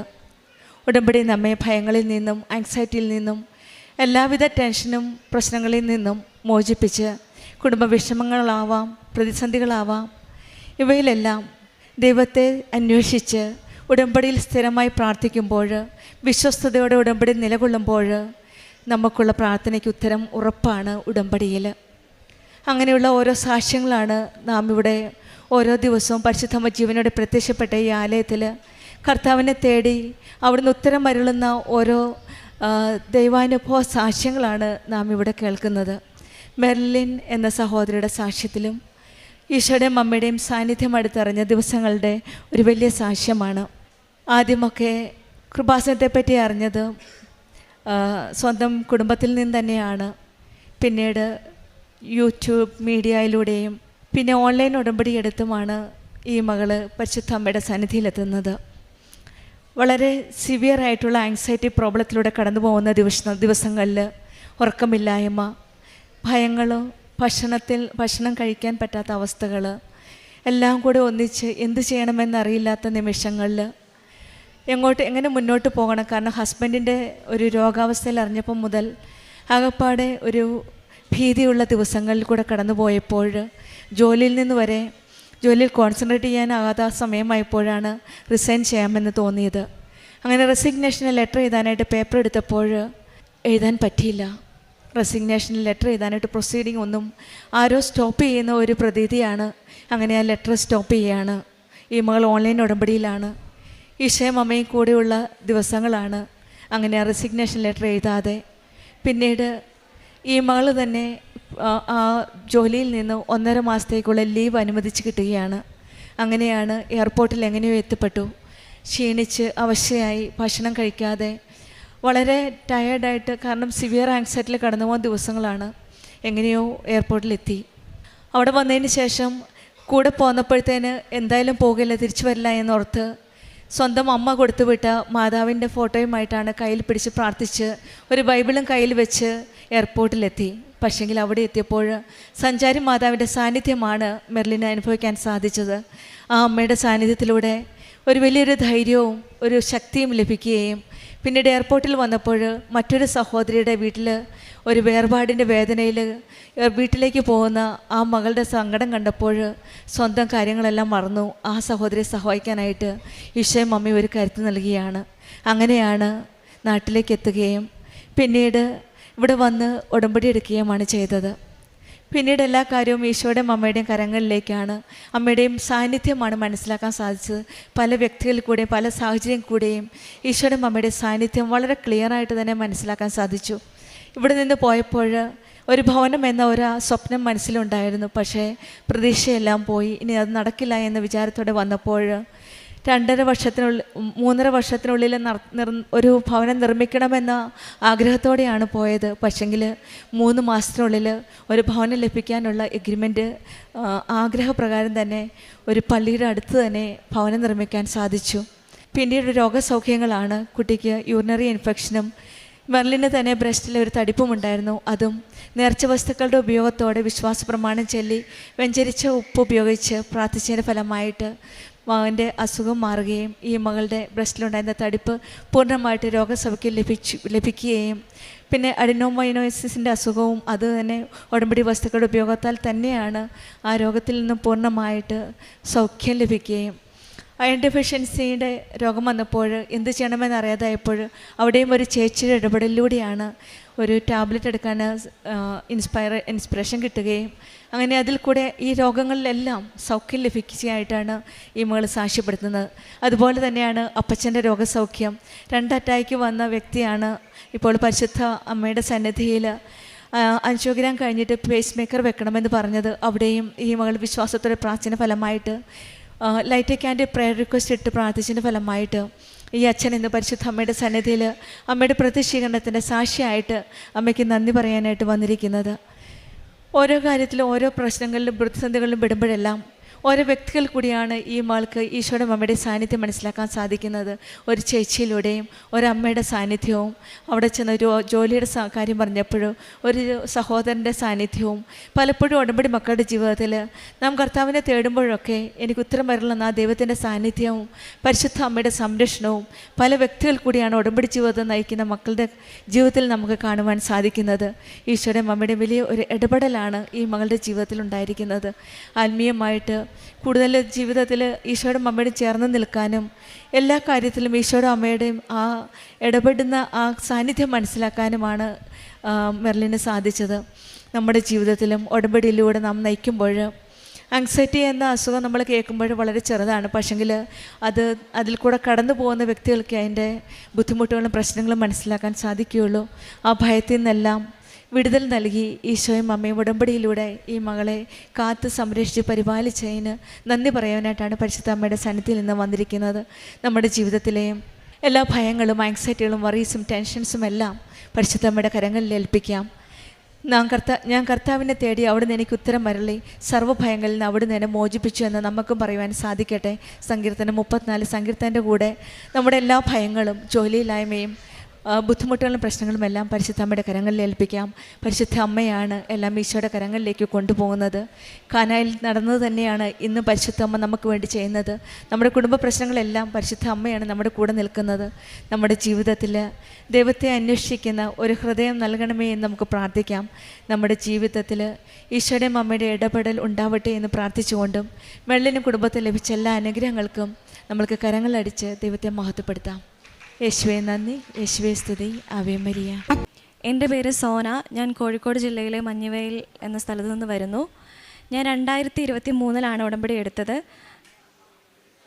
ഇതെൻ്റെ അമ്മ, പേര് ഷൈനി. അമ്മയാണ് ആദ്യം ഉടമ്പടി എടുത്തത്. അതിനുശേഷം ഞാനൊരു നേഴ്സാണ്. ഞാൻ നേഴ്സിംഗ് പഠിച്ച് റിസൾട്ട് വെയിറ്റ് ചെയ്തിരിക്കുന്ന സമയത്താണ് ഞാൻ ഉടമ്പടി എടുക്കുന്നത്. എൻ്റെ ഉടമ്പടിയിൽ വെച്ചൊരു നിയോഗമാണ് ഞാൻ നേഴ്സിംഗ് പാസ്സാവണം എന്നുള്ളത്. അത് ദൈവമാതാവിൻ്റെ അനുഗ്രഹത്താലും ഈശോയുടെ അനുഗ്രഹത്താലും ഞാനത് പാസ്സായി. രണ്ടാമത് വെച്ചിരിക്കുന്ന ഒരു നിയോഗമായിരുന്നു എനിക്ക് വിദേശത്ത് ഒരു ജോലി വേണമെന്നുള്ളത്. എൻ്റെ ചേച്ചി അയർലൻഡിലായിരുന്നു. അതുകൊണ്ട് തന്നെ എനിക്ക് അങ്ങോട്ടേക്ക് പോകണമെന്നായിരുന്നു എൻ്റെ ആഗ്രഹം. അങ്ങനെ ഞാനതൊരു നിയോഗത്തിൽ വെച്ച് പ്രാർത്ഥിച്ചു. ഞാൻ ഉടമ്പടി 4 വട്ടം പുതുക്കി. ഞാൻ ഉടമ്പടി 4 വട്ടം പുതുക്കി. ഞാൻ ഓരോ വട്ടം OET എഴുതാൻ വേണ്ടി വരുമ്പോഴും ഞാനിവിടെ വന്ന് പ്രാർത്ഥിച്ച് ഉടമ്പടി കാശുരൂപമായിട്ടായിരുന്നു പോയിക്കൊണ്ടിരുന്നത്. ബഹുമാനപ്പെട്ട ജോസഫ് അച്ഛനെ കണ്ട് അനുഗ്രഹം മേടിച്ചിട്ടാണ് ഞാൻ പോയിക്കൊണ്ടിരുന്നത്. അങ്ങനെ ഞാൻ 4 വട്ടം OET എഴുതി. ഈ OET എഴുതുന്ന സമയത്തൊക്കെ ഞാൻ വിചാരിച്ചു, ഞാൻ ഉടമ്പടി എടുത്തിട്ടുള്ളതാണല്ലോ, ഞാനിപ്പോൾ പാസ്സാകും, ഞാൻ കാരുണ്യപ്രവർത്തികൾ ചെയ്യുന്നുണ്ട്, ഞാൻ മുടങ്ങാതെ ബൈബിൾ വായിക്കുന്നുണ്ട്, ഞാൻ ഓരോ കാര്യങ്ങൾ ചെയ്യുന്നുണ്ട്, ഞാൻ പാസ്സാകുമെന്ന് വിചാരിച്ചാണ് ഞാൻ ഓരോ വട്ടവും എഴുതിക്കൊണ്ടിരുന്നത്. ഞാൻ ഈ OET എഴുതുന്ന സമയത്ത് എൻ്റെ കൂടെയുള്ളവർക്കെല്ലാം 1.5 വർഷത്തെ എക്സ്പീരിയൻസ് ആയി. ഞാൻ ആ സമയത്ത് OET എന്ന് പറഞ്ഞ് നടക്കുകയായിരുന്നു. അപ്പോൾ എനിക്ക് 1.5 വർഷത്തെ ഗ്യാപ്പായിട്ടുണ്ടായിരുന്നു. അപ്പം ഈ ഓരോ വട്ടം എഴുതുമ്പോഴും ഫെയിലായിക്കൊണ്ടിരിക്കുമ്പം നമുക്കറിയാം എത്ര അതൊരു ഡിപ്രഷനിലേക്ക് ഞാൻ പോയിക്കൊണ്ടിരുന്നു. ഞാൻ വീട്ടിൽ നിന്ന് പുറത്തിറങ്ങാറില്ലായിരുന്നു, ആരോട് സംസാരിക്കാൻ താല്പര്യമില്ലായിരുന്നു, ഒന്നിനോടും തന്നെ ഒരു താല്പര്യമില്ലാത്തൊരവസ്ഥയിലോട്ട് മാറി. പിന്നെ ഞാൻ ജോലിക്ക് കയറി. പിന്നെ ഞാൻ ജോലി ചെയ്തുകൊണ്ട് പഠിക്കാൻ തുടങ്ങി. പഠിക്കുന്ന സമയത്താണെങ്കിലും ഞാൻ പഠിത്തത്തേക്കാൾ കൂടുതലായിട്ട് ഞാൻ പ്രാർത്ഥിച്ചു. കാരണം എൻ്റെ കഴിവാൽ ഇതെനിക്ക് ഒരിക്കലും കിട്ടില്ല എന്ന് എനിക്ക് ഉറപ്പായിരുന്നു. പിന്നെ ഞാൻ പത്രങ്ങളൊക്കെ കൊടുക്കുന്ന സമയത്ത് എനിക്ക് ഒത്തിരി എന്നെ എല്ലാവരും കളിയാക്കാൻ തുടങ്ങി. ഓട്ടോക്കാരൊക്കെ ചോദിക്കാൻ തുടങ്ങി, പത്രം അരച്ചു കുടിച്ചാൽ നീ ജയിക്കുമോ, അങ്ങനെയുള്ള രീതിയിലൊക്കെ ആയി. അപ്പം ഞാൻ വിചാരിച്ചു, ദൈവമേ ഇത്ര നിന്നയൊക്കെ കിട്ടിയിട്ടും ഞാൻ എന്തുകൊണ്ട് ജയിക്കുന്നില്ല എന്നിതാക്കി. അപ്പോൾ എൻ്റെ അമ്മ പറഞ്ഞു, എത്രത്തോളം നിന്ദകൾ കിട്ടിയാലും അവസാനം ദൈവം അമ്മ മാതാവ് നിന്നെ ജയിപ്പിക്കുക തന്നെ ചെയ്യുമെന്ന് പറഞ്ഞു. അങ്ങനെ ഞാൻ ജോലിക്ക് ചെയ്ത് എനിക്ക് കിട്ടിയ കുറച്ച് സമയത്ത്, നമ്മുടെ നാട്ടിൽ ജോലി ചെയ്യുമ്പോൾ അറിയാം എത്രത്തോളം തിരക്കും കാര്യങ്ങളും ഉണ്ടെന്ന്. ഞാൻ അതിൻ്റെ ഇടയിൽ പ്രാർത്ഥിച്ചു, വളരെ കുറച്ച് സമയം പഠിച്ചു. അങ്ങനെ ഞാൻ പോകുന്ന സമയത്ത് പഠിച്ചുകൊണ്ടാണ് ഞാൻ പോയിക്കൊണ്ടിരുന്നത്, പ്രാർത്ഥിച്ചും പഠിച്ചും. അങ്ങനെ എൻ്റെ എക്സാമിൻ്റെ ഡേറ്റ് വന്നു. എൻ്റെ അമ്മ പുറത്ത്, എക്സാം സെൻറ്ററിൻ്റെ പുറത്ത് മുട്ടുകുത്തി നിന്ന് കൈ വിരിച്ച് പിടിച്ച് നിന്ന് അമ്മ പ്രാർത്ഥിച്ചു. ഞാൻ ഓരോ മൊഡ്യൂൾ ചെയ്തുകൊണ്ടിരിക്കുമ്പോൾ എൻ്റെ കയ്യിൽ ഉപ്പുണ്ടായിരുന്നു, ഉടമ്പടി തൈലം ഉണ്ടായിരുന്നു. ഫസ്റ്റ് മൊഡ്യൂൾ കഴിഞ്ഞു. ഞാൻ റീഡിങ്ങിലേക്ക് കയറി. ഞാനവിടെ വായിച്ചിരുന്നു. ലാസ്റ്റ് 5 മിനിറ്റ്സ് ഉള്ളപ്പം എനിക്ക് സി പാട്ടും ഡി പാട്ടും ചെയ്യാനുള്ള സമയമില്ല. 5 മിനിറ്റാണ് ബാക്കിയുള്ളത്. എനിക്ക് പ്രത്യേകിച്ച് ഇനി ഒന്നും ചെയ്യാനില്ല. ഞാൻ കാശുരൂപം കയ്യിൽ മുറുക്കി പിടിച്ചു.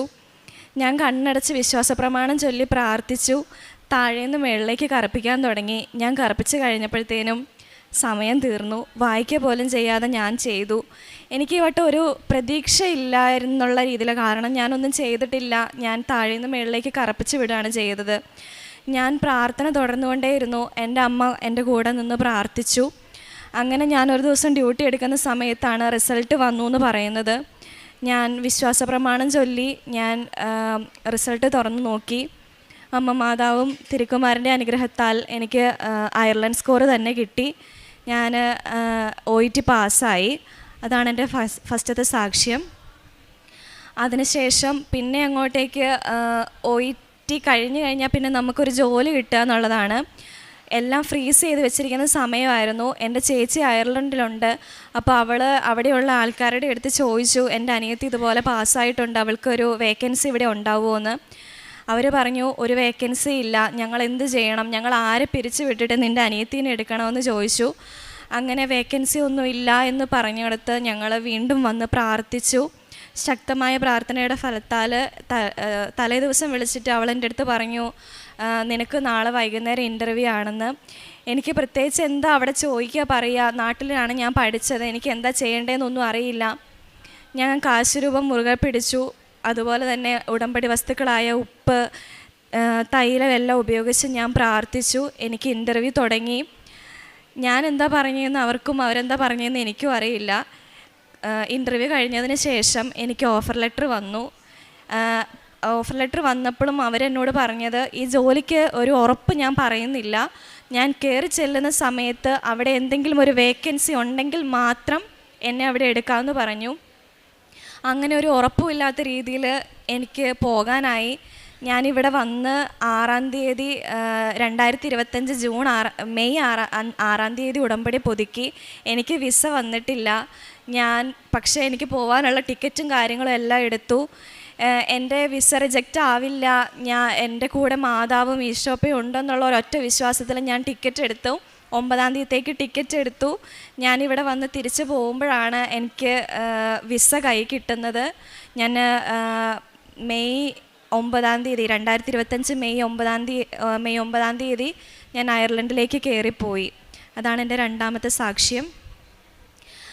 ഞാൻ നഴ്സിംഗ് ഫസ്റ്റ് ഇയർ പഠിച്ചുകൊണ്ടിരുന്ന സമയത്ത് എനിക്ക് മൗത്ത് അൾസർ വരുമായിരുന്നു. അത് എൻ്റെ നാവിൻ്റെ അടിയിലാണ് വന്നുകൊണ്ടിരുന്നത്. കണ്ടാൽ നമുക്കൊരു ക്യാൻസർ പോലെയൊക്കെ തോന്നുമായിരുന്നു. റിക്കറൻ്റായിട്ട് വന്നുകൊണ്ടിരിക്കുമായിരുന്നു. ഒരു 7 ദിവസം ഉണ്ടാകും അത്. 7 ദിവസം എന്ന് പറഞ്ഞു കഴിഞ്ഞാൽ ഒരു 7-ാമത്തെ ദിവസം ആകുമ്പോഴത്തേനുമാണ് അതൊന്ന് ഹീലാവാൻ തുടങ്ങുക. അത് കഴിയുമ്പോഴത്തേനും അത് വീണ്ടും പുതിയത് വന്നുകൊണ്ടിരിക്കും. അങ്ങനെ 1എണ്ണമായി 2എണ്ണമായി റിക്കറൻ്റായിട്ട് അത് വന്നുകൊണ്ടിരിക്കുന്നു. ഞാൻ ഹോസ്പിറ്റലുകളിൽ കാണിച്ചിട്ടൊന്നും എനിക്കൊരു കുറവുമില്ലായിരുന്നു. ആ സമയത്ത് ഞാൻ ഉടമ്പടി എടുത്തിട്ടില്ലായിരുന്നു. എൻ്റെ അമ്മയാണ് ഉടമ്പടി എടുത്തത്. അമ്മ അതൊരു ഉടമ്പടിയിൽ നിയോഗമായിട്ട് വെച്ചു.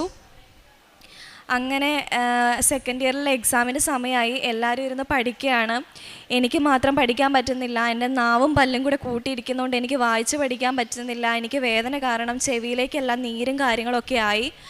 എനിക്കൊന്നും ചെയ്യാനില്ല. ഞാൻ ഒരു വൈകുന്നേരം ഒരു ബക്കറ്റും എടുത്ത് ഞാൻ കുളിക്കാൻ വേണ്ടിയിട്ട് കയറിയ സമയത്ത് എനിക്കൊന്നും ചെയ്യാനില്ല. എനിക്ക് എന്താ ചെയ്യേണ്ടതെന്ന് അറിയില്ല. ദൈവമേ എന്നെ രക്ഷിക്കണേന്ന് പറഞ്ഞ് എനിക്ക് അമ്മ തന്നൊരു കാശ് രൂപ എൻ്റെ കയ്യിലുണ്ടായിരുന്നു. അത് നാവിൻ്റെ അടിയിൽ വെച്ച് ഞാൻ പ്രാർത്ഥിച്ചു. ആ പ്രാർത്ഥനയുടെ എല്ലാത്തിൻ്റെയും ഫലമായിട്ട് ഇന്നേ വരെ എനിക്ക് ആ മൗത്ത് അൾസർ പിന്നെ വന്നിട്ടില്ല. ഇത്രയെല്ലാം അനുഗ്രഹങ്ങൾ തന്ന തിരുക്കുമാരനും അമ്മ മാതാവിനും 1000 നന്ദി. എൻ്റെ ആത്മീയ ജീവിതത്തിൽ പ്രേക്ഷിത പ്രവർത്തനമായിട്ട് ഞാൻ പത്രം എല്ലാവർക്കും കൊടുക്കുമായിരുന്നു. ഞാൻ പ്രത്യേകിച്ച് ഓട്ടോക്കാർക്കാണ്. ഓട്ടോക്കാരെന്ന് പറയുന്നത് നമുക്കറിയാം കുറച്ച് എന്താ പറയുക, ഇതൊക്കെ കൊടുക്കുമ്പോഴും ഏറ്റവും നിന്ദകൾ കിട്ടുന്ന ഒരു സ്ഥലമാണ്.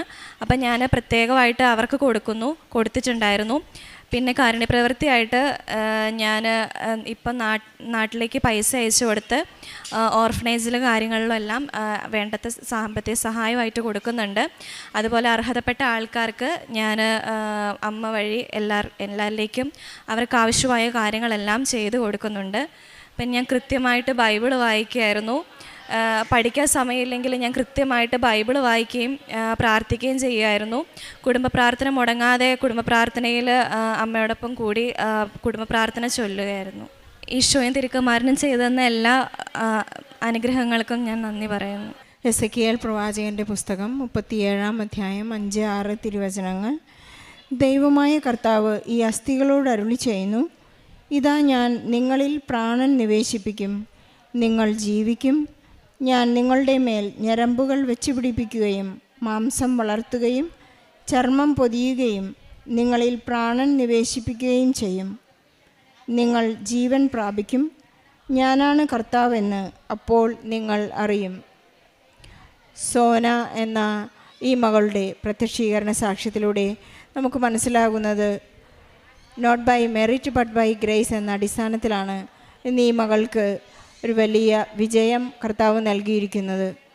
നിങ്ങൾ ശാന്തരായിരുന്നാൽ മതി, ഞാൻ യുദ്ധം ചെയ്തു കൊള്ളാമെന്നാണ് പഴയ നിയമത്തിലൂടെ ജോഷുവയോട് ദൈവം പറയുന്നത്.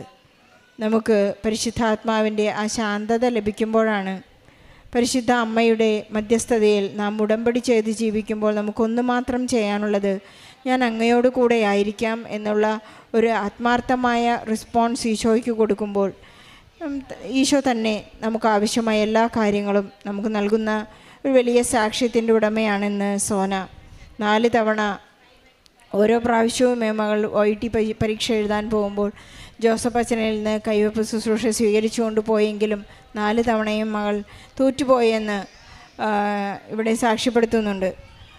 വളരെയധികം ടെസ്റ്റ് പഠിച്ച് മനസ്സ് വേദനിച്ച് ഓരോ പ്രാവശ്യവും പരീക്ഷയ്ക്ക് പോകുമ്പോൾ ഇനി നീ എന്നെ കൈവിടല്ലേ എന്നുള്ള 5ാമത്തെ പരീക്ഷയിലാണ് ഈ മകൾ വലിയ വിജയത്തോടുകൂടി. വമ്പിച്ച പരാജയം ഉറപ്പാണ്. കാരണം മകൾ തന്നെ പറയുകയാണ്, ഞാൻ കറക്കി കുത്തി അടിയിൽ നിന്ന് താഴെ നിന്നാണ് ഞാൻ ആൻസർ ചെയ്തത്, പക്ഷേ അതിലെനിക്ക് പാസ്സാകാൻ സാധിച്ചു.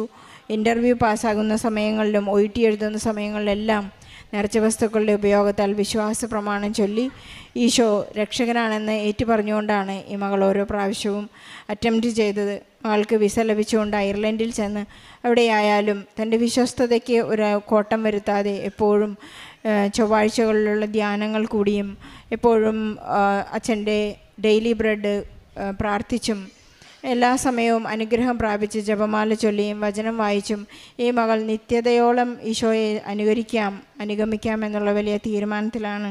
അതുപോലെ ഈ മകൾക്ക് മൗത്ത് അൾസർ വന്നപ്പോൾ, വായിൽ ബ്ലിസ്റ്റേഴ്സ് വന്നപ്പോഴെല്ലാം ഇനി എനിക്ക് പഠിക്കാൻ സാധിക്കില്ല എന്നുള്ള വലിയ സങ്കടത്തിൽ പരിശുദ്ധ അമ്മയുടെ കാശുരൂപത്തിൻ്റെ മധ്യസ്ഥത, പരിശുദ്ധ അമ്മയുടെ കാശുരൂപം എന്ന് പറയുന്നത് അമ്മ തന്നെയാണ്. അമ്മയുടെ സാമീപ്യമാണ്, അമ്മയുടെ മാധ്യസ്ഥം നമുക്ക് ലഭിക്കുന്നു. ആ ഒരൊറ്റ നിമിഷം കൊണ്ട്, ഫ്രാക്ഷൻ ഓഫ് സെക്കൻഡ് കൊണ്ട് 1.5 വർഷമായിട്ടുള്ള വലിയ മൗത്ത് അൾസർ മകൾക്ക് അപ്രത്യക്ഷപ്പെട്ടു. പിന്നീട് ഒരിക്കലും ആ അസുഖം വന്നിട്ടില്ല, സൗഖ്യപ്പെട്ടു എന്ന് മകൾ സാക്ഷ്യം പറയുന്നു. നമ്മുടെ ജീവിത വിജയങ്ങൾക്ക് ശേഷം അല്ലെങ്കിൽ നമ്മുടെ സൗഖ്യത്തിന് ശേഷമെല്ലാം എൻ്റെ ഈശോയോടുള്ള വിശ്വസ്തത അല്ലെങ്കിൽ വിശ്വാസം, എൻ്റെ ആത്മബന്ധം കുറഞ്ഞുപോയോ എന്നുകൂടി നമുക്ക് പലപ്പോഴും അസസ് ചെയ്ത് നോക്കേണ്ട ആവശ്യമുണ്ടെന്ന് നമുക്ക് തന്നെ നമ്മോട് പറയാം. നമുക്കത് ചെക്ക് ചെയ്ത് നോക്കാം. ഒരിക്കലും നാം ഈശോയെ വിട്ടുപിരിയരുതെന്നാണ് നമുക്കിവിടെ നിന്ന് എടുക്കേണ്ട ഒരു തീരുമാനം. സോന എന്ന മകൾക്ക് ലഭിച്ച അനുഗ്രഹങ്ങൾക്ക് അമ്മയുടെ വലിയ നിയോഗം കൂടിയായിരുന്നു. സോനയുടെ അമ്മയും ഉടമ്പടിയെടുത്ത വ്യക്തിയാണ്. രണ്ടുപേരും നന്നായി പ്രാർത്ഥിച്ച് മറ്റുള്ള മക്കൾക്കെല്ലാം വേണ്ടി പ്രാർത്ഥിച്ച് അനുഗ്രഹം പ്രാപിച്ച ഈ സാക്ഷ്യത്തിന്